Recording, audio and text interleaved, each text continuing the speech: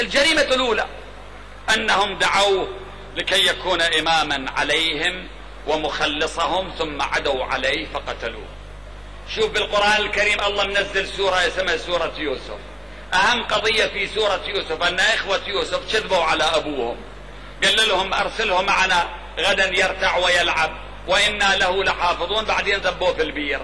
إيش قد الناس تحكي عليهم، رب العالمين متكلم عليهم، مع أنهم فيما بعد تابوا وأصلحوا واستغفر لهم أبوهم واستغفر لهم يوسف، لكن لأنهم خدعوا وخادعوا أباهم هذا يبقى مسجل عليهم. الحسين ما ذبوه في البير، ذبحوه، قالوا له تعال ليس لنا إمام، لقد اخضر الجناب وأينعت الثمار فأقدم، فإنما تقدم لك على جند مجندة. ثم جاءوا إلى هنا وحاصروه وقاتلوه. هذه واحدة من الجرائم الكبرى.